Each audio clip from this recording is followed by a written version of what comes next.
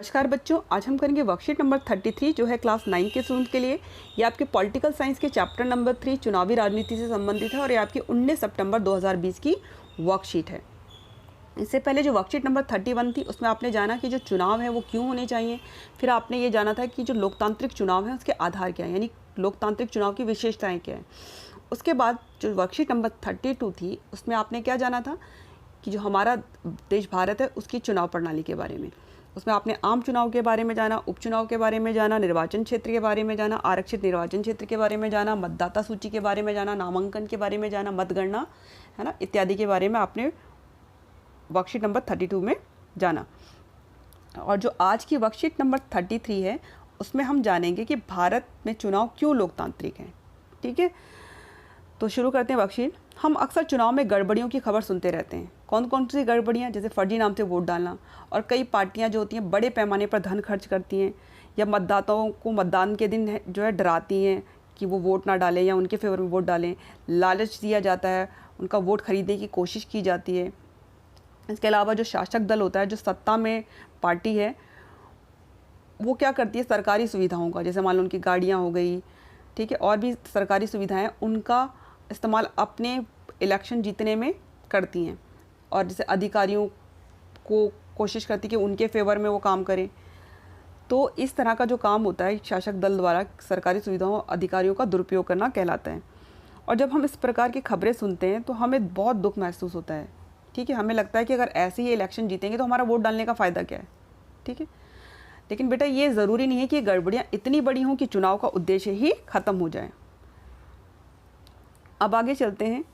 अब सोचने की बात यह है कि क्या कोई पार्टी बिना जन समर्थन के सिर्फ चुनाव में धांधलियों के सहारे जीतकर सत्ता में आ सकती है? तो इस सवाल का जवाब हमें मिलेगा आगे की जानकारी से।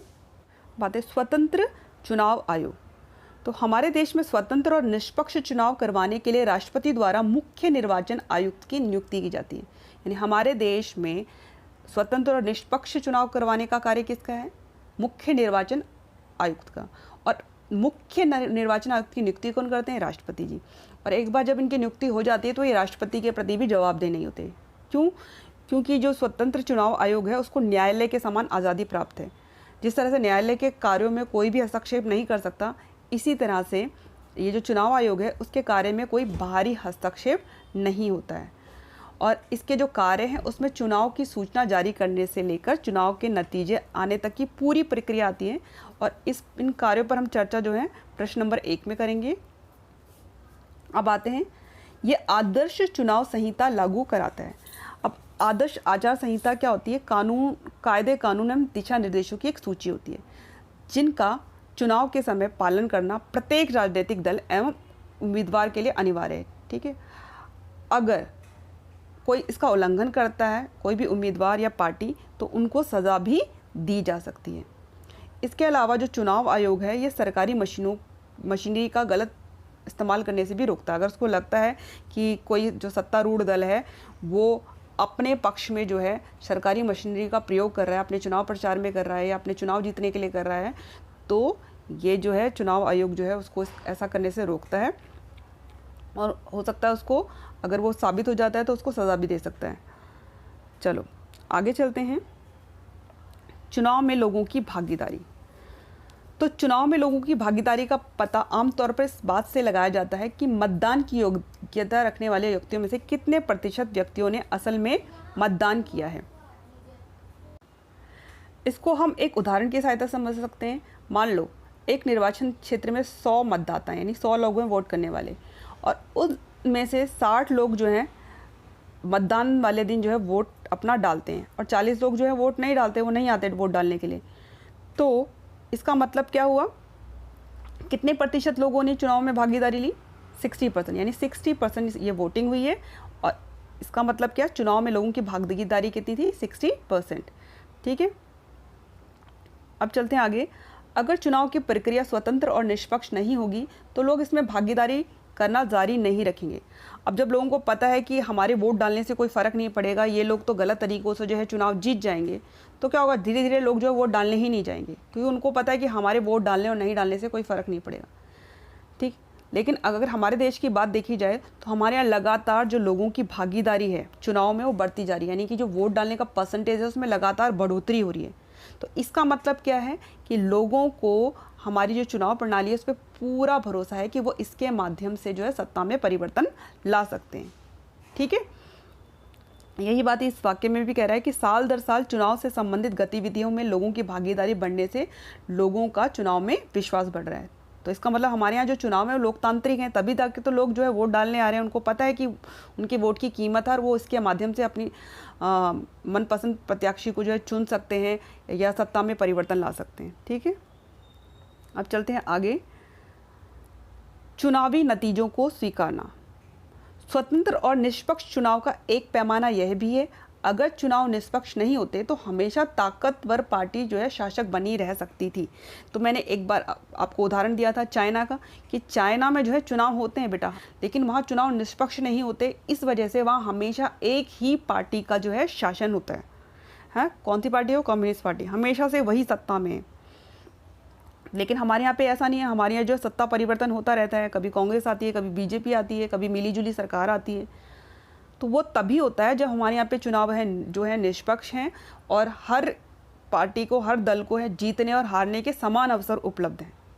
ठीक है, अब आते हैं, परंतु कुछ अपवादों को छोड़कर अब अक्सर हारी पार्टी भी चुनाव नतीजों को जनादेश मानकर स्वीकार कर लेती है। ठीक है, तो ज़्यादातर जो हमारे देश में जब पार्टी कोई हार जाती है चुनाव, तो ये मान लेती है कि भाई ये जनता का आदेश है, जनता नहीं चाहती थी वो शासन में रहें, तो वो सिर झुका के उनका फैसला स्वीकार कर लेती है, ज़बरदस्ती नहीं करती, नहीं जी मैं तो अपनी सीट नहीं छोड़ूंगा, है ना, मैं हमेशा सत्ता में बना रहूँगा, मुझे चुनाव के नतीजों से कोई फ़र्क नहीं पड़ता।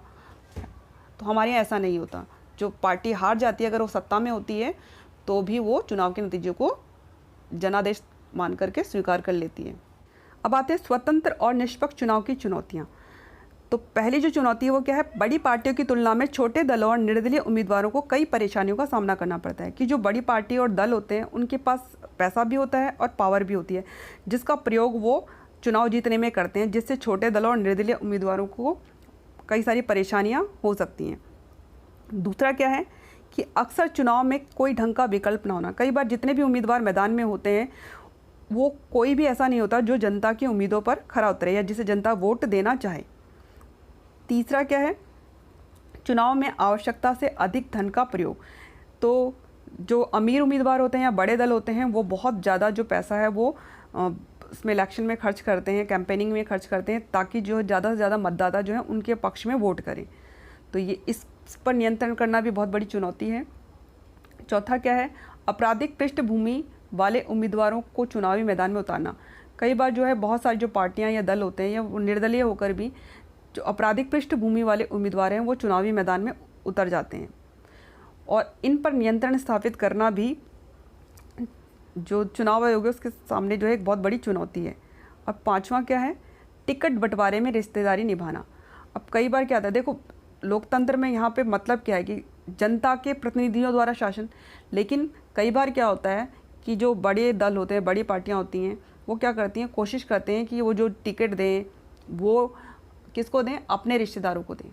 तो आम जनता को कई बार जो है इलेक्शन में खड़ा होकर के जीतने का मौका नहीं मिल पाता, क्योंकि उनके पास इतने संसाधन नहीं होते। और जो बड़े दल हैं वो कोशिश करते हैं कि उनके रिश्तेदारों को ही जो है टिकट मिले और वही सत्ता में जीत के आए। एक तरह से फैमिली का जो है कब्जा हो जाता है सत्ता पर। ठीक है, आपने बहुत सारी परिवार देखे होंगे जो अलग अलग राज्यों में सत्ता पे कब्जा करके बैठे हुए हैं। तो इन पर नियंत्रण करना भी जो है बहुत बड़ी चुनौती है, क्योंकि इस पर नियंत्रण होना बहुत ज़रूरी है ताकि सही मायने में जो है एक लोकतांत्रिक चुनाव हो। चलो अब ये आ गया, अब आते हैं प्रश्न उत्तर पे। इसके प्रश्न उत्तर, जो पहला प्रश्न है, प्रश्न नंबर 1 है आपका कि स्वतंत्र चुनाव आयोग के क्या क्या कार्य हैं लिखिए। तो भारत के जो निर्वाचन आयोग है, ठीक है, एक ही बात है, स्वतंत्र चुनाव आयोग या भारत के निर्वाचन आयोग, दोनों का मतलब एक ही है। इसके कार्य क्या हैं? सबसे पहले को जो चुनाव करवाना है उसमें उसको चुनाव पंजिका तैयार करता है। ठीक है, इसमें क्या होता है, प्रत्येक क्षेत्र में रहने वाले मतदाताओं की सूची तैयार की जाती है, जिनमें उनका नाम, उनके पिता का नाम, उनकी आयु, लिंग और निवास स्थान आदि का ब्यौरा जो है दिया जाता है। उसके बाद दूसरा काम क्या किया जाता है? चुनाव क्षेत्रों की सीमा निर्धारित की जाती है कि ताकि चुनाव जो है ढंग से हो सके, ठीक है, कि किस एरिया में कौन कौन से वोटर किस उम्मीदवार को वोट देंगे। उसके बाद अगले पे आते हैं। ये करने के बाद चुनाव आयोग का काम क्या है? चुनाव की तिथि निश्चित करना, ठीक है। और ये ज़्यादातर वो चुनाव से काफ़ी समय पहले ही जो है चुनावों की जो तिथि की घोषणा कर देता है चुनाव आयोग, ताकि चुनाव वाले दिन वोटर अपने घर से पहुंचकर अधिक से अधिक मात्रा में वोट डाल सकें। चौथा काम क्या करता है? उसने जब ये कर लिया, उसके बाद क्या होगा, सारे के सारे जो उम्मीदवार हैं जिनको चुनाव लड़ना है वो अपने नामांकन पत्र जो है दाखिल करेंगे। तो इसका काम क्या है? नामांकन पत्रों की जांच करना है कि जो नामांकन पत्र हैं वो सही है कि नहीं, ठीक है। अगर किसी में कुछ गड़बड़ी पाई जाती है तो उसका नामांकन जो है रद्द भी किया जा सकता है। अब चलते हैं आगे। उसके बाद चुनाव आयोग का काम क्या है? जब नामांकन हो गया उसके चिन्ह नियत करना कि हर एक, देखो, उम्मीदवार को एक चिन्ह दिया जाता है, ठीक है। चिन्ह इसलिए होते हैं ताकि जो अनपढ़ व्यक्ति भी हैं वो वोट डाल सकें, क्योंकि वो लोग पढ़ नहीं सकते तो वो चिन्ह देकर जो है वो वोट डालते हैं। उसके अलावा फिर छठे नंबर पे वोटों का छापना, ठीक है। तो एक जिस क्षेत्र में जितने भी प्रार्थी खड़े होते हैं यानी उम्मीदवार खड़े होते हैं उनके नामों और चुनाव चिन्हों को लेकर वोटों को छपवाने का काम किया जाता है, या ईवीएम जो है तैयार की जाती हैं। उसके बाद है चुनाव कराना और परिणाम घोषित करना, ये भी चुनाव आयोग के काम है, ठीक है। इसके अलावा शासक पार्टी के चुनाव प्रक्रिया में अनुचित हस्तक्षेप पे अंकुश लगाना भी चुनाव आयोग का काम है। अब प्रश्न नंबर 2, अपनी समझ के अनुसार चुनाव में होने वाली गड़बड़ियों को रोकने के उपाय बताइए। तो इसका उत्तर है कि चुनाव में होने वाली गड़बड़ियों को रोकने के उपाय निम्नलिखित हैं। सबसे पहला है कि मतदाता सूची में फर्जी नाम डालने और असली नामों को गायब करने जैसी गड़बड़ी को रोकने के लिए चुनाव आयोग को मतदाता सूची तैयार करते समय विशेष सावधानी जो है बरतनी चाहिए। उसके बाद है दूसरा, शासक दल द्वारा सरकारी सुविधाओं और अधिकारियों के दुरुपयोग को रोकने के लिए चुनाव आयोग को सख्त कदम उठाने चाहिए, जिसमें अधिकारियों के स्थानांतरण से लेकर जो दोषी उम्मीदवार हैं उनके चुनाव पर लड़ने पर रोक लगाने जैसे कदम जो है उठाए जा सकते हैं। उसके अलावा है जो अमीर उम्मीदवार है और बड़ी पार्टियों द्वारा अगर तय सीमा से अधिक खर्च किया जाता है तो चुनाव आयोग को इन उम्मीदवारों का नामांकन जो है रद्द कर देना चाहिए। चौथा है मतदान के दिन मतदाताओं को डराना और फर्जी मतदान जैसे अलोकतांत्रिक कार्य करने वाले उम्मीदवारों एवं दलों को अवैध घोषित कर देना चाहिए और इनके खिलाफ कानूनी कार्रवाई भी करनी चाहिए, ठीक है। अब चलते हैं अगले प्रश्न की तरफ। प्रश्न है, आपको क्यों लगता है कि चुनाव में लोगों की भागीदारी होना ज़रूरी है? स्पष्ट कीजिए। तो देखो बेटा, लोकतंत्र का अर्थ होता है लोगों का शासन, और लोग शासन करते हैं अपने प्रतिनिधियों के माध्यम से, और प्रतिनिधियों का चुनाव लोग चुनाव प्रक्रिया में भाग लेकर करते हैं, ठीक है। वो चुनाव में जो है वोट डालते हैं, तभी जाके वो अपने प्रतिनिधियों को चुनते हैं। तो अतः किसी भी देश में सही मायने में लोकतंत्र की स्थापना के लिए लोगों की चुनाव में भागीदारी अत्यंत आवश्यक है, क्योंकि जितने ज़्यादा लोग चुनाव में भागीदारी करते हैं लोकतंत्र उतना ही मजबूत होता है। अब आते हैं अगले प्रश्न की तरफ। अब जो प्रश्न नंबर 4 है, आपके अनुसार स्वतंत्र और निष्पक्ष चुनाव की चुनौतियां कौन सी हैं? तो बेटा इसका उत्तर तो बिल्कुल आपके यहाँ एज इट इज़ दे रखा है, आपको यही करना है, ठीक है। उत्तर लिखो, उत्तर में सबसे पहले हेडिंग डालो स्वतंत्र और निष्पक्ष चुनाव की चुनौतियां, और उसके बाद इनको 1.1, 0.2, 0.3, 0.4 और 0.5 करके जो है आप लिख दो। तो ये आप क्या हो गया उत्तर नंबर 4। तो अब आप इस वर्कशीट को पूरा कीजिए। लाइक्स और कमेंट्स करने के लिए बेटा आपका बहुत बहुत थैंक यू। मन लगा के पढ़ो और अच्छे अच्छे नंबर लेके आओ।